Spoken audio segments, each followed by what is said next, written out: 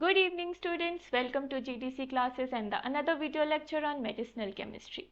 Hope you all are doing good, so without wasting any time, let's start with our today's video lecture on beta adrenergic blockers. So what are these beta adrenergic blockers? These are the subtype of anti-adrenergic drugs. So in our last lecture, we have already covered about the introduction towards the anti-adrenergic drugs and its type. So there we have already covered about the alpha adrenergic blocker. So in this lecture, we will cover about the beta adrenergic blocker.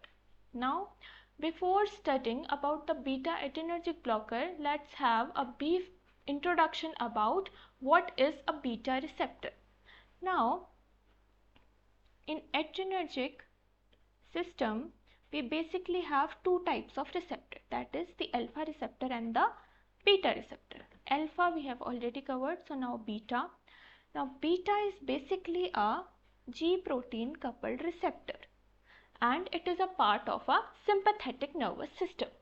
So they basically, now these GPCR or this beta receptor, they basically respond to epinephrine and norepinephrine.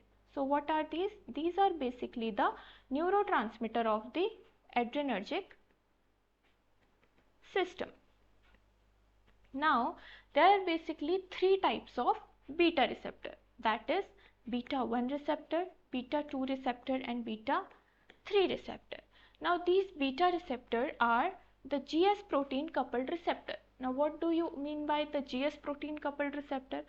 So this, as they are GS protein coupled receptor, means they will activate the adenyl cyclase, and due to the activation of the adenyl cyclase, there will be the production of cyclic AMP.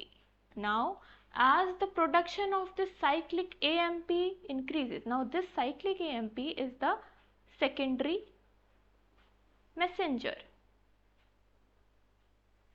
Okay. Now as the production of this secondary messenger or cyclic AMP increases, this results in the production or in the activation of the protein kinase A. Now this protein kinase A now further phosphorylate proteins, which will result in the cellular responses. Now cellular responses like increase in heart rate or bronchodilation or increase in glycogenolysis, all these cellular responses. Okay. Now the location of this beta receptor, where they are located. Now this beta 1 receptor is located at heart.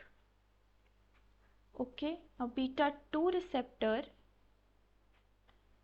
is at lungs, 3 at adipose tissue. So the simple way we can learn is beta 1 heart. As we have one heart, so beta 1 we have it in heart. 2 we have 2 lungs, so beta 2 receptor at lungs and 3 at adipose tissue. Now other than heart, it is also present in kidney, the JG cells, and other than lungs, it is also present in liver, eye. Okay. So moving forward, now the beta adrenergic blocker.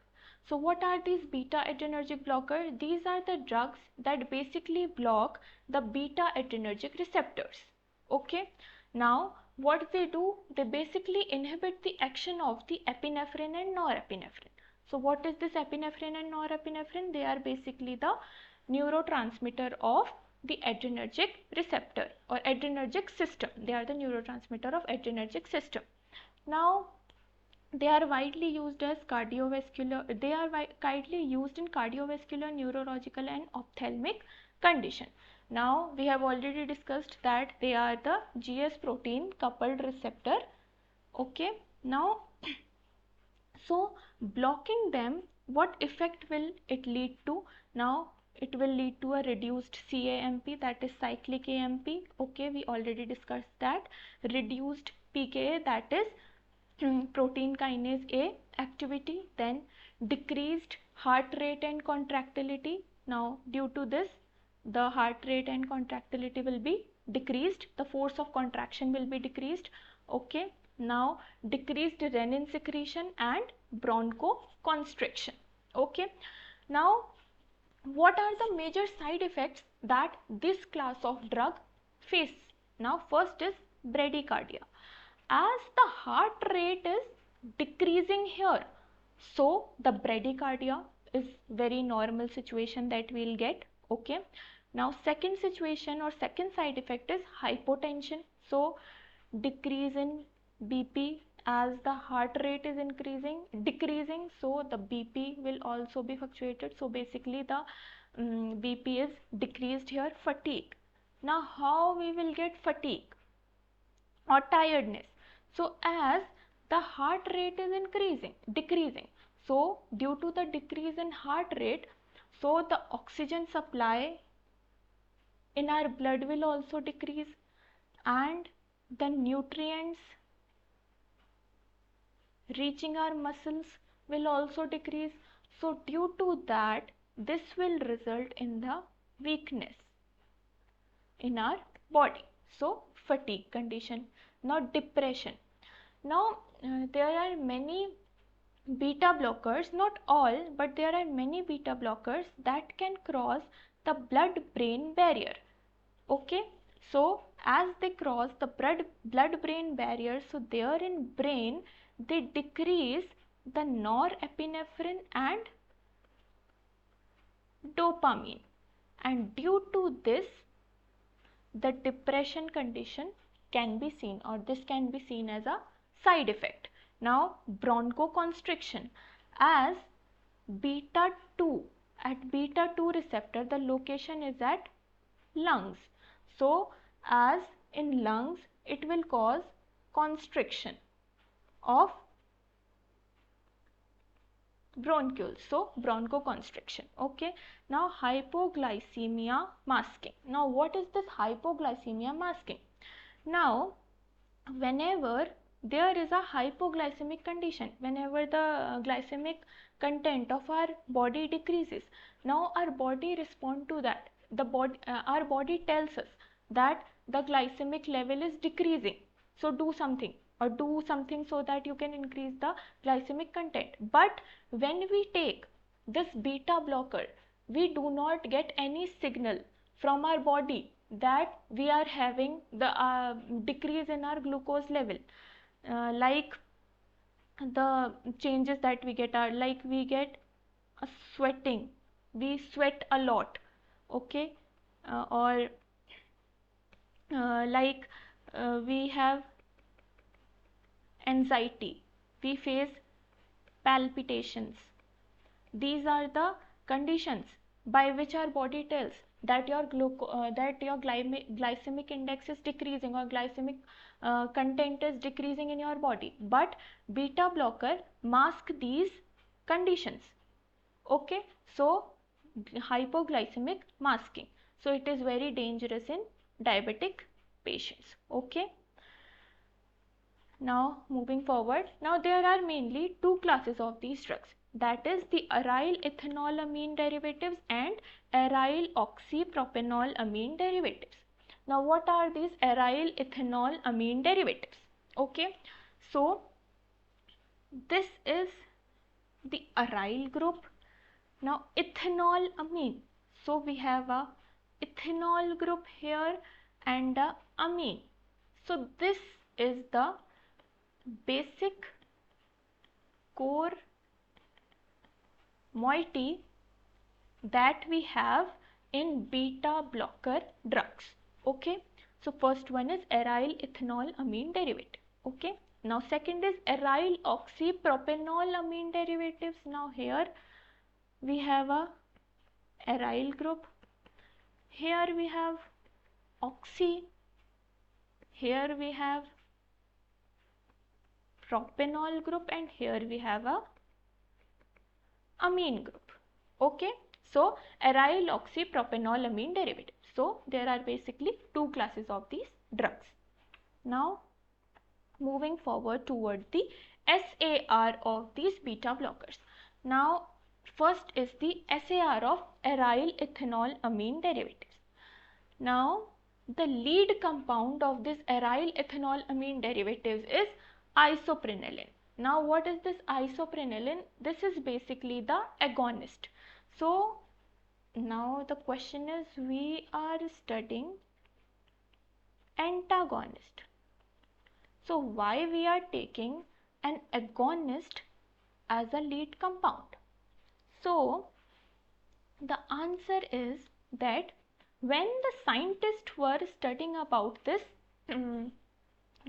beta blockers, so at that time they have already studied about the agonists, and they already knew that what is the structure of an agonist and how they interact with the receptor, that is the adrenergic receptor, how the drug, that is they interact with the adrenergic receptors. So they already knew, or they were already familiar with the structure of these agonists. So they used these agonists as a template, or they used this isoprenaline agonist as a template, so they can make new drugs that have a good binding affinity, but they will show the blocking activity instead of a agonist activity. Okay, now the second reason is that when the scientists were studying about the SAR of this or they were thinking to make the beta blockers, so at that time they were not having any antagonist in the market, so they have to start from somewhere. So they can't have nothing now, so they have to start with something. So they had the structure of agonist with them, so they used the structure of agonist as a template and to make new antagonist which can block the adrenergic receptor. Okay, now moving forward, now the structure of isoprenaline. So in the structure of isoprenaline, we have a catechol ring, an ethanol chain, and an amine group.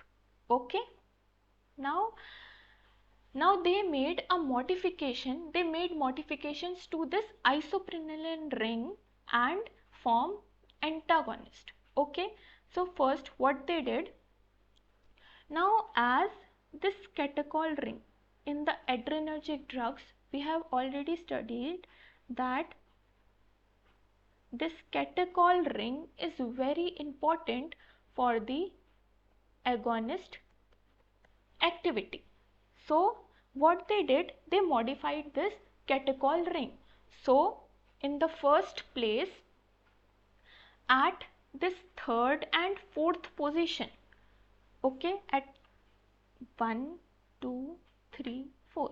So at third and fourth position, they replaced this dihydroxy group with dichloro group. Okay, like here, they changed this dihydroxy group at third and fourth position with the dichloro group to form a dichloroisoproterenol group, isoproterenol drug. Now this drug was the first beta blocker that was ever developed. So by changing this catechol ring, by changing the small changes in this catechol ring, resulted in the antagonistic activity to this agonist. Okay, now moving forward, now in next they replaced this third and fourth position hydroxy group, third and fourth position hydroxy group with the phenyl group. Okay, now when they changed this group with the phenyl group, they named it pronetholol. Okay, now this pronetholol was even a better beta blocker than the dichloroisoproterenol. Okay, Now what they did, now when they replaced this aromatic portion, now this aromatic portion, when they replaced it with anthracene and phenanthrene, now at that time the results were not very advantageous. Okay, now moving forward, now when at fourth position, now 1, 2, 3, 4th. Now at fourth position we had hydroxy group. Now this hydroxy group was replaced by the methyl sulfonamide group. Now by changing this to methyl sulfonamide group, now the drug named is called as sotalol, and it is a non-selective beta blocker, and it is very widely used till today.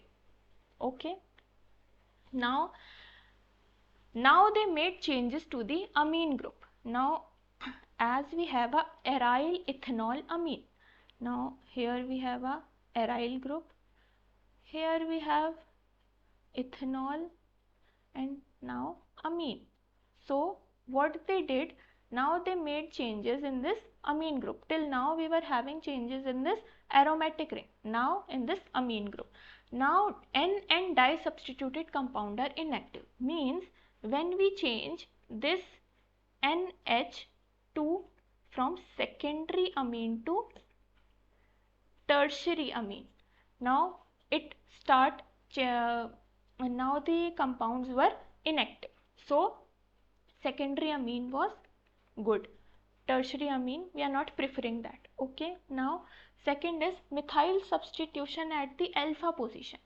Now this is the alpha position. Now here if we substitute methyl, now this was giving the decrease in the activity of the beta blocker, so this was also not preferred. Now cyclic alkyl substitution, now here cyclic alkyl substitution was better than the open chain substitution. Okay, now moving forward towards the SAR of aryl oxypropanol amine. Now this aryl ethanol amine was the base of making the beta blockers, but this aryl ethanol amine was not used in many drugs. Now as a core moiety it was not used in many drugs, like 2-3 drugs. Okay, so they modified the structure of isoprenolol. Okay, they modified this structure, isoprenaline structure, they modified more, and they in this aryl oxypropanol. So let's study about its structure. Now here we have a aryl group.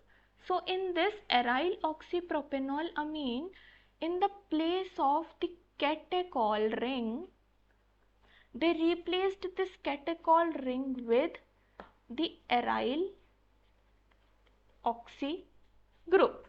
Now this aryl oxypropanol amine is the very common core or very important core that we have in beta blockers.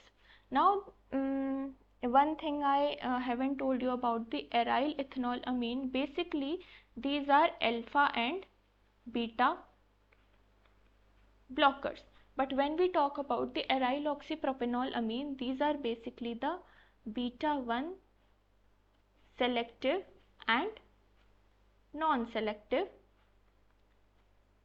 based on the substitutions. Okay, now moving forward towards the structure. Now if this this ether O, it is very important for the hydrogen bonding to the receptor site. Okay, now this hydroxy group, the propanol, the hydroxy group at this propane, it is also important for the hydrogen bonding at the receptor site. Now talking about this propane propane chain here. Now if we add substitutions, if we add functional group as a substitution to this propane chain, so it will lower the therapeutic efficacy of the drug. Now this N, if we talk about this amine, now this amine is very important for the ionic bonding, and this it is very important for ionic bonding, and the condition is that it should be in its secondary form. So it is best in its secondary form, this amine. Okay. Now branching and extension both are useful and fit into the hydrophobic pocket.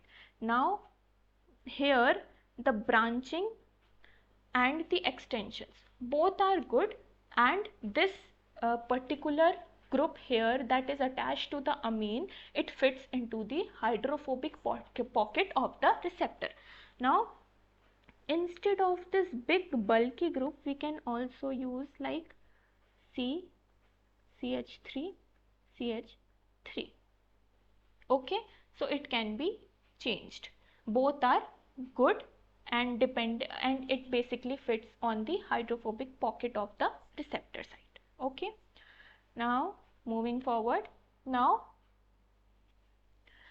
it is very feasible that in the place of the aromatic ring system, we change it with the heterocyclic rings, like in the drug timolol and pindolol.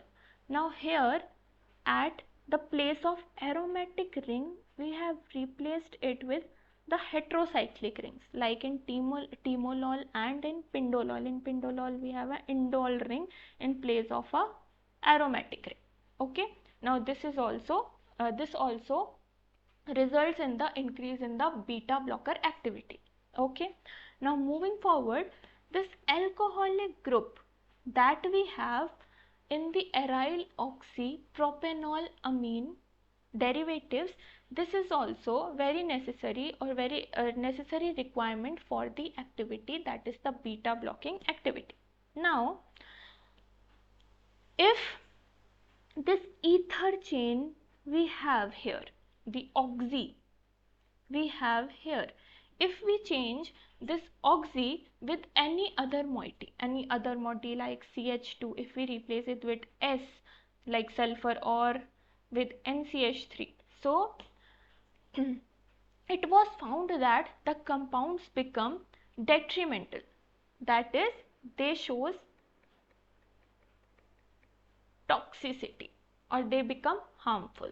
Okay, now the amine nitrogen, now we have already discussed about this, that this amine nitrogen, it is responsible for the ionic interaction with the receptor site, and it should be in its secondary form. Okay, the best form is the secondary form, that is optimum for its activity as a beta blocker.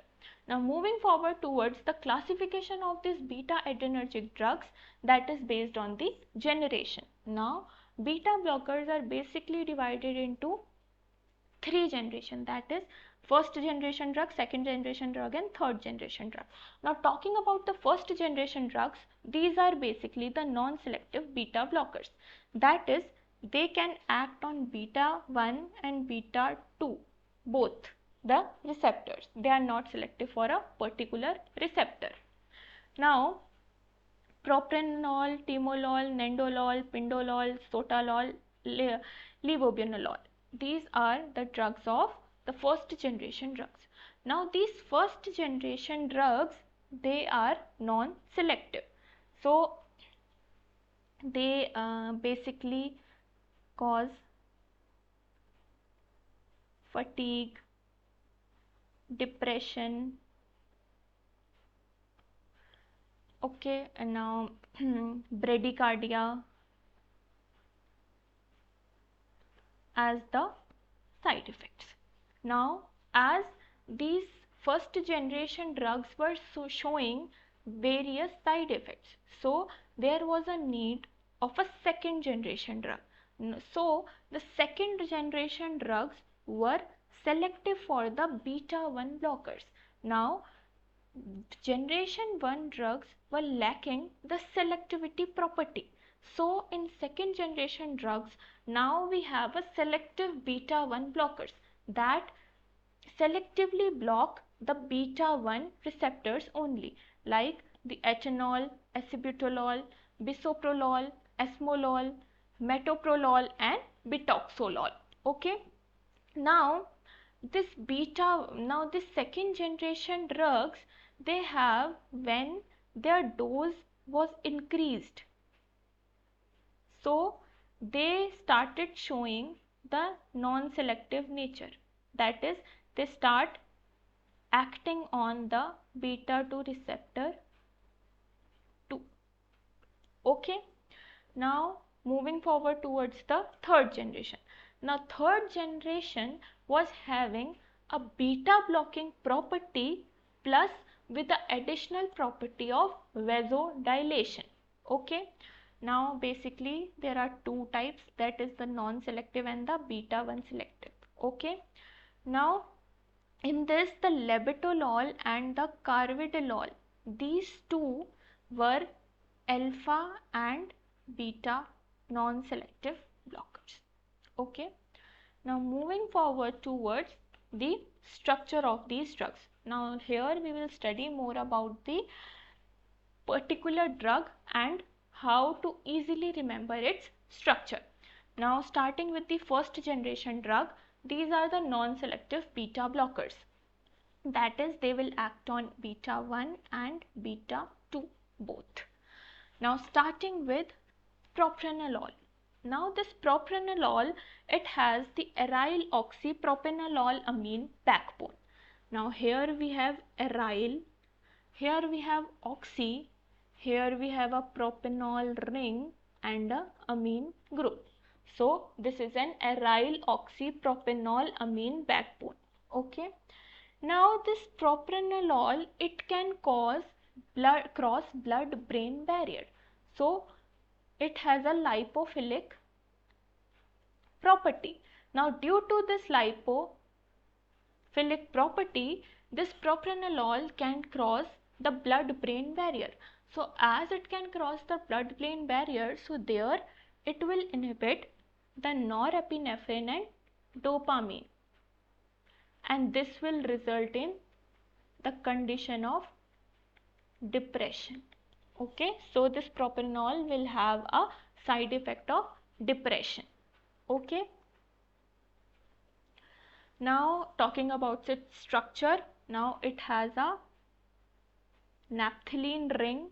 Due to this naphthalene ring only, it has a lipophilic property. Now we have a aryl oxy group. Now we have a oxy group. We have an propanol here and we have a amine here. Okay, so it has a very simple structure, easy to remember. Now moving forward towards the timolol. Now timolol is also a non-selective beta blocker and it can also cross the blood-brain barrier, but it is more hydrophilic than the propranolol. Okay, the propranolol has a more lipophilic nature than the timolol. Now it can also cross blood-brain barrier, so it will also show the depression-like condition. Okay.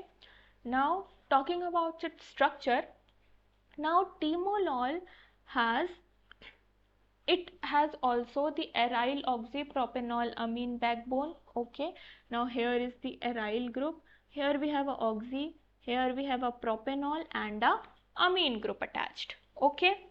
Now in this timolol, we have changed the aromatic ring. We have replaced it with the heterocyclic ring. Okay. So easy to remember, the structure is very simple. Now moving forward towards the pindolol. Now pindolol, now here we have a unique property that it also acts as a partial agonist activity, while also a strong it has a partial agonist activity and it also acts as an antagonist. And due to this behavior, it has a unique behavior that it provides a gentler beta blocking effect with less side effect. Now due to this unique property that it has a partial agonistic activity also at the low concentration, whenever the neurotransmitter are present in a low concentration, it will show the agonist property. Okay, and it also has an antagonistic property. Now due to this unique behavior, they provide a gentler beta blocking effect, and as a result they have a less side effects. Okay, now talking about its structure, now it has a pindolol.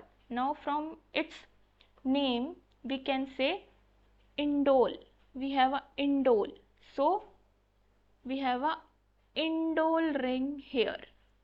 Okay, and it also have a 𝘿𝙬𝙎𝑃𝑟OXY backbone. So it is an oxy, it has a propanol and a amine and an indole ring in the place of the aromatic ring. Okay, so pindolol. Now moving forward towards the sotalol. Now the sotalol is a non-selective beta blocker and it also have a class 3 antiarrhythmic activity. So it is a protein channel blocker. It can also block the potassium channels. Potassium channels. It can also block potassium channels with the aryl ethanol amine moiety. So all these were having the aryl oxypropanol amine backbone. Now sotalol has the aryl ethanol amine moiety. Now here we have a aryl group, here we have ethanol, and here we have a amine group. Okay, now this amine group is secondary. Okay, so sotalol. Now moving forward towards the second generation selective beta 1 blockers. Now these second generation drugs are cardioselective. Now why they are cardioselective?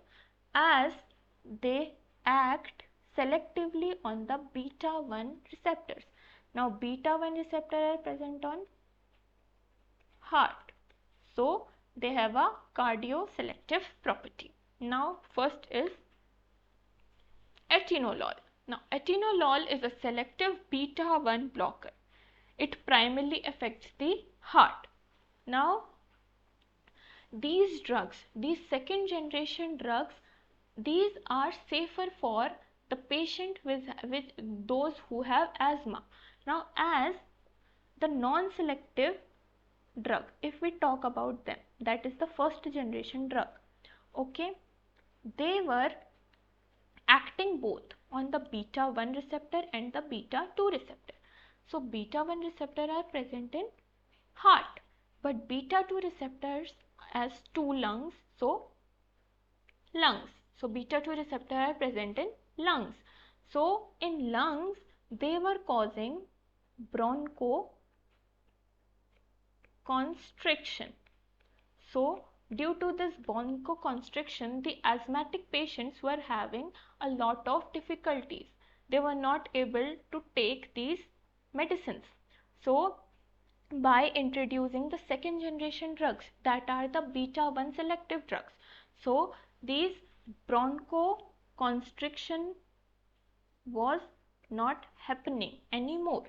So now these drugs are more safer for the asthma patients, okay, compared to the non-selective drugs. Now atenolol. Now moving towards its structure. Now atenolol, it also has a backbone of aryl oxypropanol amine.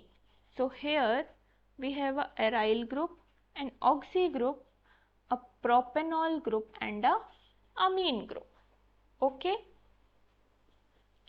Now from now for your remembering, from A you can say that amide. So here we have a amide group in atenolol ring. So all the beta blockers, they basically have lol at the suffix. Okay, a trick to remember the names. Okay, whenever you see lol at the suffix of the name of a drug, then it can be a beta blocker. Okay, now second is metoprolol. Now this metoprolol, it can also selectively block the beta 1 receptor, but when this metoprolol, if it is given in the higher dose, then it will also block the beta 2 receptor. Okay, so it is the side effect of this type of drug, that at high dose it can also block the beta 2 receptor, and then it can be no further useful for the asthmatic patients. Okay, the asthma patients. Now it also have a 𝘿𝙎𝑃𝑟OXY amine backbone. Now from meta you can learn that it has a methoxy group. So here we have an aryl which has a methoxy group, and an oxy, a propanol, and a amine. So metoprolol. Okay, now moving forward towards the third drug, that is the azmolol. Now this azmolol, it is also called as a emergency drug, or it is used in the emergency situations. Now it is given by IV. Okay, it has a very fast onset and a short acting drug, and it is cardioselective. Okay, so it is basically used for controlling the emergency situations.